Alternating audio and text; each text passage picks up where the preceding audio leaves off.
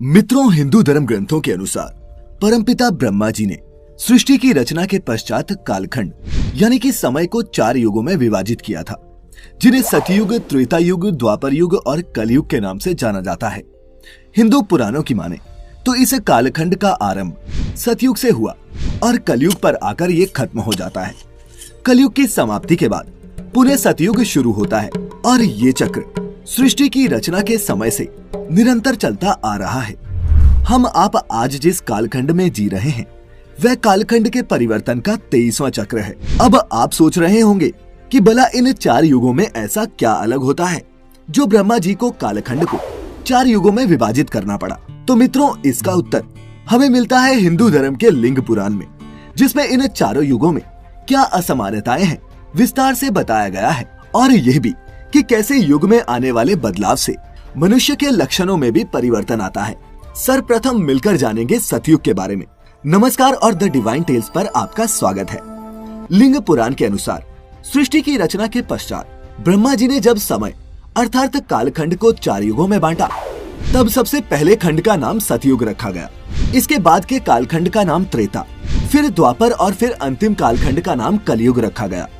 पहले कालखंड यानी कि सतयुग में सभी मनुष्यों का एक ही धर्म होता है और वह धर्म है स्वार्थ का त्याग, यानी कि सतयुग के मनुष्यों में कोई भी स्वार्थी नहीं होता, सभी एक दूसरे की मदद किया करते हैं। उस युग में किसी भी मनुष्य को किसी भी तरह की कोई बीमारी नहीं होती थी, जिसका कारण होता है कि सतयुग में मनुष्य अपनी सभी इंद्रियों को संयम में रखता है, कोई किसी के गुणों में दोष नहीं देखता। इतना ही नहीं, सतयुग के मनुष्य कभी भी दुखी नहीं होते, जिसकी वजह से उनकी आंखों से आंसू भी नहीं निकलते। उस युग में न किसी में घमंड होता है और न ही कोई अन्य विकार। मनुष्य आपस में लड़ते नहीं हैं और सभी प्रेम से रहते हैं। इस ग्रंथ में आगे बताया गया है कि सतयुग के मनुष्य बड़े ही फुर्तीले होते हैं। आलस्य क्या होता है इस युग में लोग जानते ही नहीं। सतयुग के मनुष्यों की सबसे बड़ी खासियत ये हुआ करती है कि वे ना तो किसी से द्वेष रखते हैं और न ही किसी की चुगली करते हैं, न ही किसी से ईर्ष्या और न ही कोई एक दूसरे से बलवान समझता है। सतयुग में सभी मनुष्य अपने अपने कर्तव्यों का पालन करते हैं। सतयुग में सभी वर्णों के मनुष्य परब्रह्म परमात्मा के उद्देश्य से सभी अनुष्ठान कर सकते हैं। इस युग के सभी मनुष्यों का अधिकतर समय धर्म कर्म करने में ही व्यतीत होता है।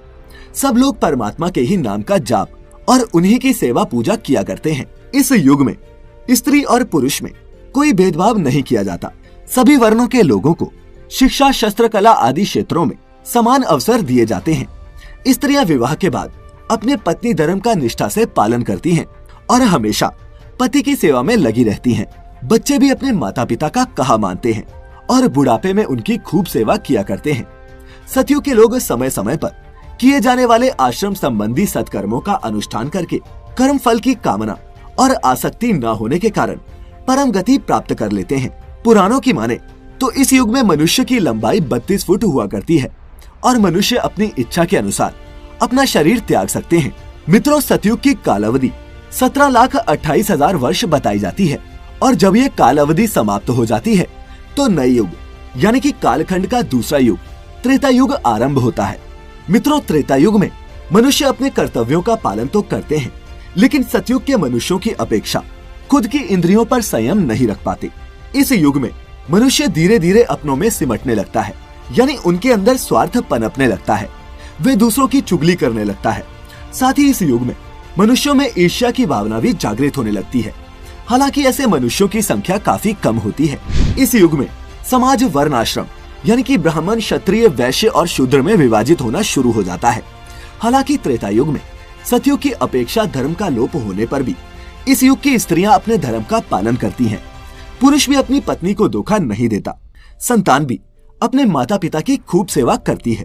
पुराणों की माने तो इस युग में मनुष्यों की औसत आयु 10,000 वर्ष होती है और इस युग की कालावधि 12,96,000 वर्ष होती है। इस कालावधि के समाप्त होने के बाद कालखंड के तीसरे युग की शुरुआत होती है, जिसे द्वापर युग के नाम से जाना जाता है। लिंग पुराण के अनुसार द्वापर युग में मनुष्य अपने कर्तव्यों से दूर होने लगता है, यानी कि वो स्वार्थी होने लगता है।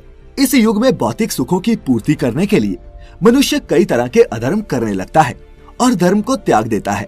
जैसे जैसे इस युग की कालावधि आगे बढ़ती है, वैसे वैसे मनुष्य काम, क्रोध, लोभ, ईर्ष्या जैसे दुर्गुणों से ग्रसित होने लगता है। इस युग में लोगों की पहचान कर्म से नहीं होती बल्कि जन्म से की जाती है। अर्थात इस युग में ब्राह्मण का बेटा ब्राह्मण, क्षत्रिय का बेटा क्षत्रिय, वैश्य की संतान वैश्य और शूद्र की संतान शूद्र ही कहलाती है।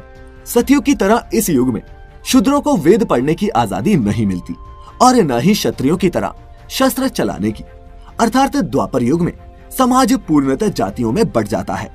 लोगों को दूसरों के साथ साथ अपनों से भी ईर्ष्या होने लगती है।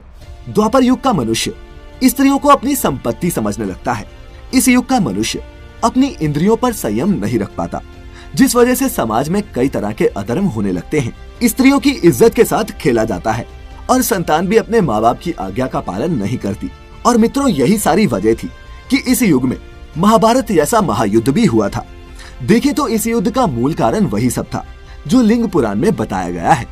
अगर दुर्योधन को सत्ता का लोभ नहीं होता, वह अपने ही भाइयों पांडवों से ईर्ष्या नहीं करता, एक स्त्री को भरी सभा में अपमान नहीं करता, तो शायद ये युद्ध होता ही नहीं। खैर, पुराणों की माने तो इस युग में मनुष्यों की आयु 1000 वर्ष हुआ करती है और इस युग की कालावधि 8,64,000 वर्ष होती है। और इस अवधि के समाप्त होने पर ही कालखंड का अंतिम युग यानी कि कलयुग आरंभ होता है। मित्रों, कलयुग के मनुष्य कैसे होते हैं, इसे जानने से पहले आपके लिए ये जानना आवश्यक है कि आखिर युग के हिसाब से मनुष्य में ये परिवर्तन कैसे होते हैं। दरअसल सतयुग में धर्म का आधार 4 पैर पर होता है, जो त्रेता में 3 पैर वाला, द्वापर में 2 पैर वाला और कलयुग में सिर्फ 1 पैर वाला रह जाता है। धर्म के लोप होने के कारण मनुष्यों की प्रवृत्ति में भी बदलाव होने लगता है, जिसकी वजह से मनुष्यों में युग के हिसाब से काम, क्लेश, शरीर रोग तथा द्वंद्व बढ़ने लगता है। इसी अनुपात में वेद शास्त्रों को मनुष्य त्यागने लगता है और अंतिम कालखंड यानी कि जब कलयुग आता है तो कलयुग में मनुष्य माया, असूया और तपस्वियों का वध करने लगते हैं।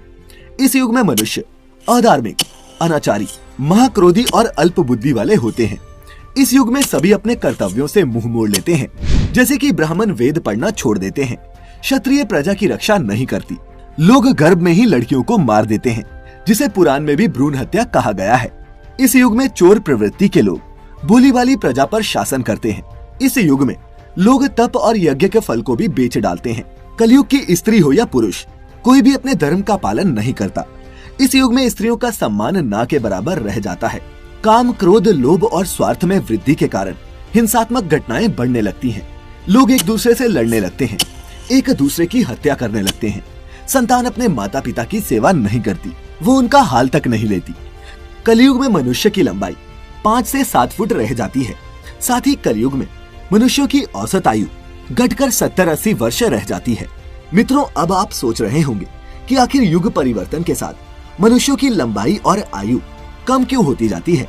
तो मैं आपको बता दूं कि लिंग पुराण में बताया गया है कि जैसे जैसे युग परिवर्तित होता है, वैसे वैसे मनुष्य प्रकृति से दूर होता जाता है और भोग विलास में लीन होता जाता है, जिसकी वजह से मनुष्यों का शरीर कई तरह के रोगों से घिर जाता है और मनुष्यों में काम, क्रोध, लोभ जैसे तामसिक गुण बढ़ने लगते हैं और वह क्रोध और चिंता के सागर में डूब जाता है, जिस वजह से समय के साथ साथ मनुष्यों की लंबाई और आयु कम होने लगती है। इस पुराण में कलयुग की अवधि को 4,32,000 वर्ष बताया गया है और जब ये अवधि समाप्त होती है तब सृष्टि के एक नए चक्र का आरंभ होता है और एक बार पुनः सतयुग आरंभ होता है। चारों युगों में कलयुग को वैसे तो सबसे श्रापित युग बताया गया है, लेकिन मित्रों, कलयुग की सबसे बड़ी खासियत ये है कि कलयुग में सिर्फ एक दिन किया हुआ धर्म का काम सतयुग में 10 वर्ष, त्रेता में 1 वर्ष और द्वापर में 1 माह किए गए धर्म के बराबर होता है। और इस कलयुग में हरि का नाम मात्र लेने से ही मनुष्यों को मुक्ति मिल जाती है। फिलहाल मित्रों, युगों की ये कथा यही समाप्त होती है। अगर आपको लिंग पुराण में बताई गई ये बातें अच्छी लगी हों तो इस वीडियो को ज्यादा से ज्यादा लाइक और शेयर करें। साथ ही अगर आप हमारे चैनल पर पहली बार आए हैं तो सब्सक्राइब करें the divine tales YouTube channel. ऐसे ही और भी धार्मिक और आध्यात्मिक वीडियोस के लिए हमारी ये वीडियोस आप हमारे फेसबुक पेज पर भी देख सकते हैं।